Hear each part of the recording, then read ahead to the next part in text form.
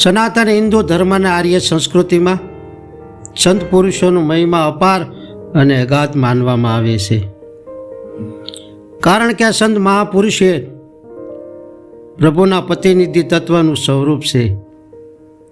એટલે સંતો મહંતોની વાણી, વિચાર અને વર્તનથી જિજ્ઞાસુ પ્રેમી આત્માઓ ઉપર ઊંડી અસર પડે છે.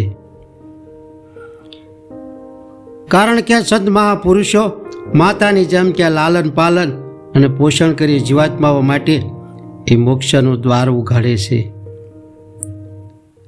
એટલે કે મુમુક્ષુ જીવાત્માઓ ને પરમાત્મા સાથે કે મિલનનું કાર્ય એવા આદિ અનાદિથી સાચા મહાપુરુષો કરતા જ આવ્યા છે અને કરતા જ પણ રહે છે.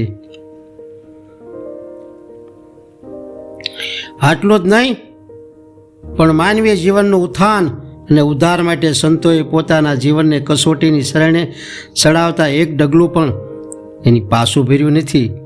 અને તેથી જ સંતો પોતાની વાણી, વિચાર અને વર્તનની એકતાના ત્રિવેણી સંગમ દ્વારા આ માનવ સમાજ માટે એક જીવિત એ પ્રયાગનું સર્જન કરે છે. એટલે સમાજમાં સંત મહાપુરુષોનું સ્થાન ઊંચું અને તેમના શરણ ગુંજવા લાયક છે.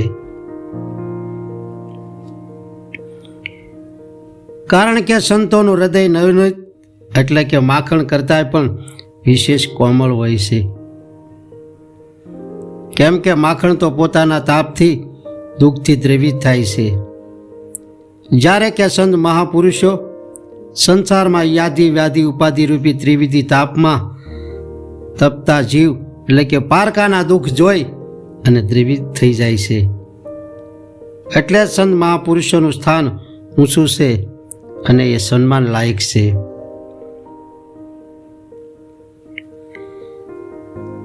તો આવા પારકાના દુઃખ જોઈ અને દ્રવિત થઈ જાય એવા એક મહાન સંત અને મહાન વિભૂતિની આજે આપણે વાત કરીએ તો એ છે ભાવનગર જિલ્લાના અને ઉમરાળા તાલુકાનું હણમતિયા ગામ.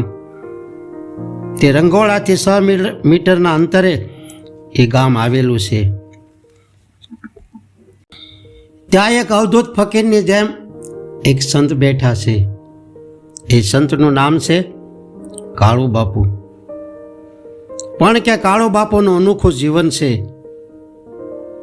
કેમ કે તે પોતે ઘણા વર્ષોથી કે જમતા નથી, ખાલી ગાયનું દૂધ જ પીવે છે.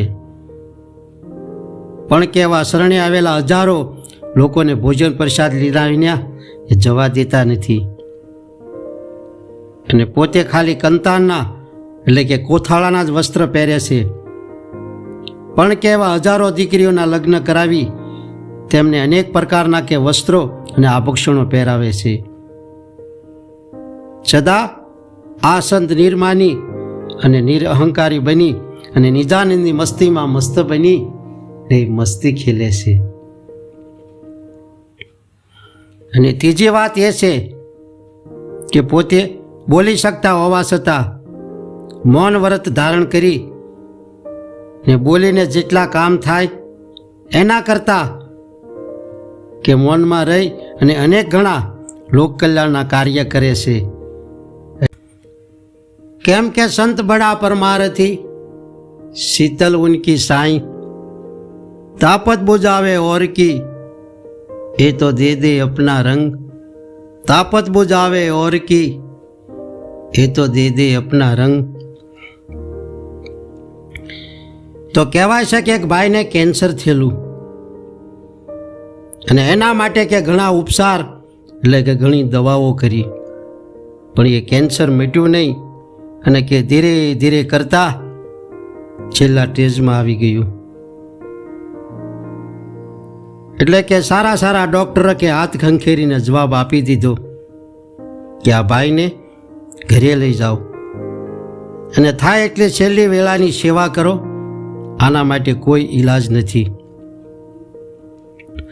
પછી તો તે ભાઈને પણ ખ્યાલ આવી ગયો કે હું આ ધરતી પર થોડા દિવસનો મહેમાન છું.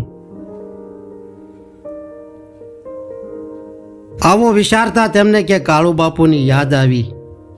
કેમ કે તે અવારનવાર કાળુ બાપુના દર્શને અને સેવા કરવા આશ્રમે જાતા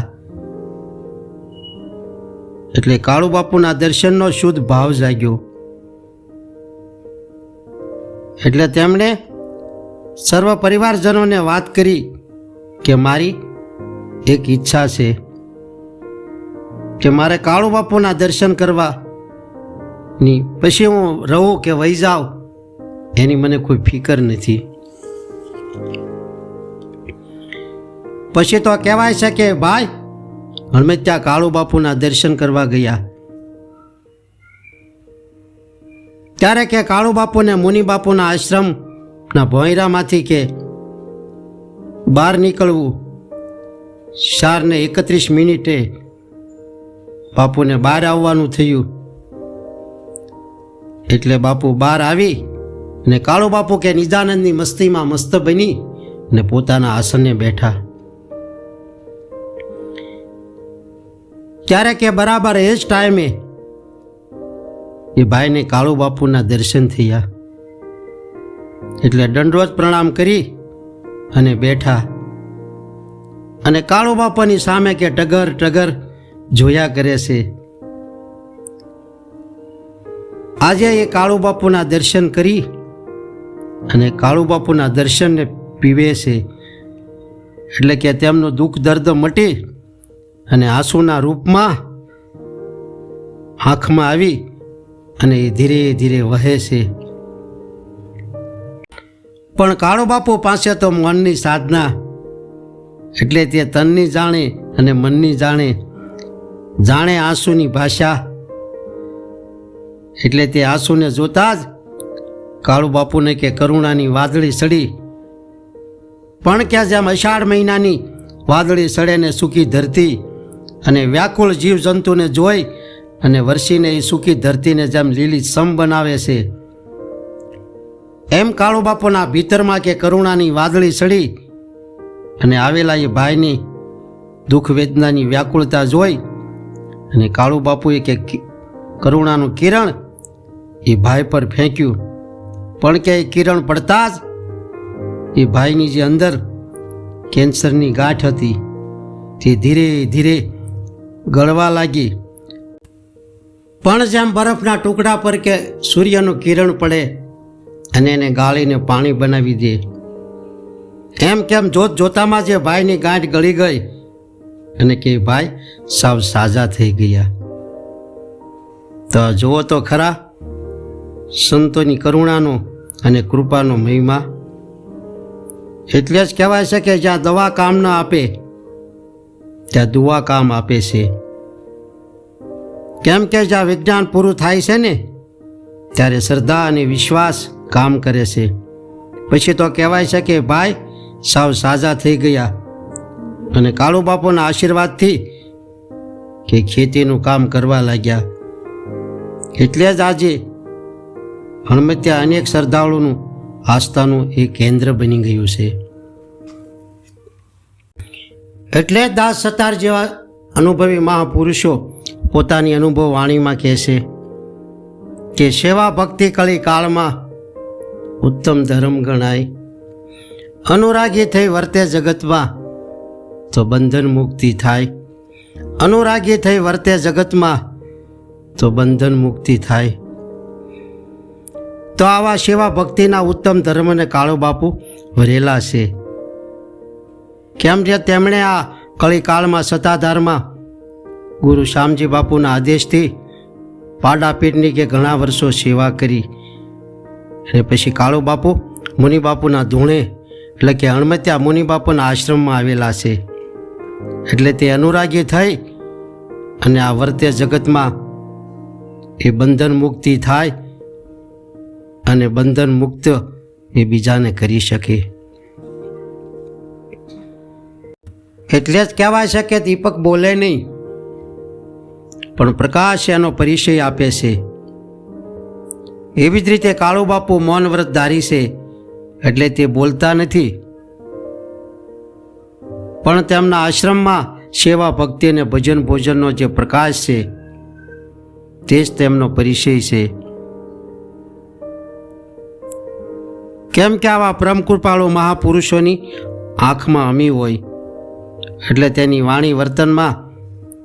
જીવનનું સત્ય ટપકતું હોય. એના કારણે તેનામાં જ્ઞાનનો સૂર્ય ઉગેલો હોય અને પ્રેમનો સાગર એમાં હિલોળા મારતો હોય. એટલે તેમને જ્યારે આનંદની લહેર આવે ત્યારે કે તેમના મુખમાંથી નીકળેલો શબ્દ હોય, એ શબ્દને કોઈ સંજય ભગત જેવા કે જિજ્ઞાસુ પ્રેમી આત્મા એ પકડીને બેસી જાય તો એ મહાપુરુષના રંગમાં એ રંગાઈ જાય. એટલે કે તેનામાં એવો પ્રેમ પ્રગટી જાય. પછી તો તેમની અંદર પણ એવી આનંદની લહેરીઓ આવે. પછી તો કહેવાય છે કે આનંદમાંથી શાંતિ પ્રગટે, શાંતિમાંથી કરુણા પ્રગટે, અને કરુણામાંથી દયા પ્રગટે, અને દયામાંથી ધર્મ પ્રગટે.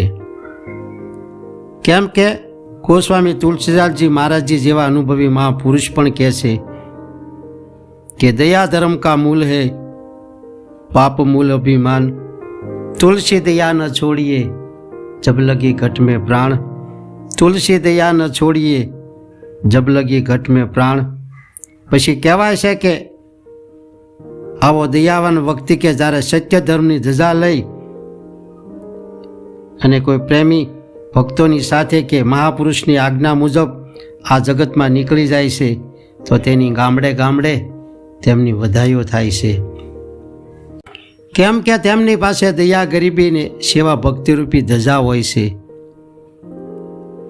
એટલે તેની ધજા કે આ જગતમાં અનેરી શોભે છે. કારણ કે જ્યારે મહાપુરુષની આજ્ઞાથી જે વ્યક્તિ સત્ય ધર્મની ધજા લઈને કે ચાલે છે તે વ્યક્તિની દિવ્ય ચેતનામાં ધીરે ધીરે કે પ્રગતિ થાય છે. કારણ કે તેમની પાસે દયારૂપી અનમોલ રત્ન છે. એટલે એ પોતે તો આનંદિત રહેશે પણ બીજાને આનંદિત અને પ્રકાશિત કરે છે. તો એના પુરાવા રૂપે આજે પણ કલિકાળમાં આ હણમત્યામાં કાળુ બાપુના કે આદેશ મુજબ જિજ્ઞાસુ પ્રેમી આત્માઓ કે સેવા ભક્તિ અને નિષ્કામ કર્મરૂપી ધજા લઈ અને એ ગામડે ગામડે જ્યારે ફરકાવે છે, એટલે કે ગામડે ગામડે ગામ ધોવાડા બંધ કરે છે અને ગામડે ગામડે કે વિલામુંડે સર્વજ્ઞાતિની દીકરીઓના સમૂહ લગ્ન કરવામાં આવે છે. આવી સેવી ભવ સેવા ભક્તિરૂપી ધજા ફરકી રહી છે અને એ ધજા પણ ફરકતી જ રહેશે.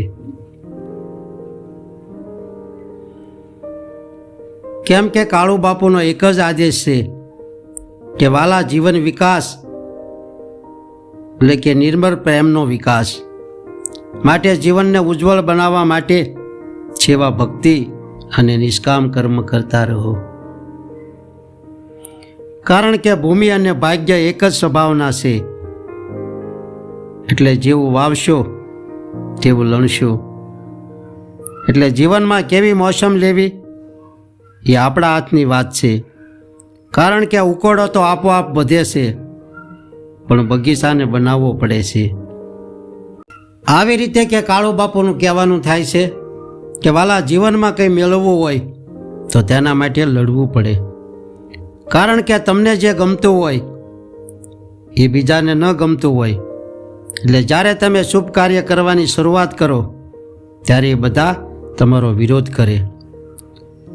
પણ જો તમારો સાચો નિર્ણય હોય તેમાં ડરવાની કોઈ જરૂર નથી. કેમ કે બીજા માણસના હૃદયને જીતનારા માણસ નસીબદાર ગણાય છે. પણ કાળુ બાપુ કે જે પોતાની જાતને જીતી લે છે એના જેવો ભાગશાળી વ્યક્તિ આ જગતમાં બીજો કોઈ નથી. એટલે એક વાત ખાસ યાદ રાખજો કે આપણા આત્માની બહાર કોઈ શત્રુ નથી. અસલી દુશ્મન તો આપણી અંદર રહેશે કે જે કામ, ક્રોધ, લોભ, મોહ, અભિમાન આ બધા શત્રુઓને કે સેવા ભક્તિ અને નિષ્કામ કર્મ કરી અને ટાળો. એટલે કે પૂર્ણ શાંતિ અને શાશ્વત સુખનો કાળો બાપુ કે તમારા જીવનમાં અનુભવ થાય. એટલે કોઈ પણ ગરીબ અને નિસહાયની સેવા કરો, તેમને જરૂર હોય તે મદદ કરો કારણ કે જે ગંગા નદીથી પણ પવિત્ર આ ગરીબ અને નિસહાયક લોકોની ખુશી અને હર્ષના આંસુઓ છે કે જે પાપ ગંગા નદી નથી ધોઈ શકતી, તે પાપોને ધોવાની શક્તિ આ ગરીબ અને નિસહાયક લોકોની નિર્મળ અને કોમળ આંસુઓમાં છે, જે તમારું વર્તમાન અને ભવિષ્યને બંનેને ઉજળું કરી શકે છે. પણ જ્યારે ઈશ્વર કૃપા કરે છે ત્યારે ધન સંપત્તિ કે પ્રતિષ્ઠા કાંઈ સીધી રીતે નથી આપતા, પણ બુદ્ધિ અને સંસ્કાર આપે છે. એટલે તેનાથી પાછળ બધું સહેજે આવી જાય છે. પણ આ જિંદગીની યાત્રા કંઈક વિચિત્ર છે. કશું જ લીધા વિને આવીએ છીએ ને દરેક વસ્તુ માટે લડીએ છીએ અને અંતે બધું છોડીને ચાલ્યા જઈએ છીએ. એટલે કાળો બાપુ જેવા અનુભવી મહાપુરુષો કહે છે કે તમે ભાવે ભજી લો ભગવાન, હવે જીવન થોડું રહ્યું. કંઈક આત્માનું કરજો કલ્યાણ, જીવન થોડું રહ્યું. તમે ભાવે ભજી લો ભગવાન, જીવન થોડું રહ્યું. તો આ વિડીયો કાળો બાપુની કૃપારૂપી હતો. જો આ વિડીયો પસંદ પડે અને સારો લાગે તો લાઈક કરો, આ ચેનલને સબસ્ક્રાઈબ કરો અને શેર કરો. એટલે હસતા રહો, ખુશ રહો અને આનંદિત રહો.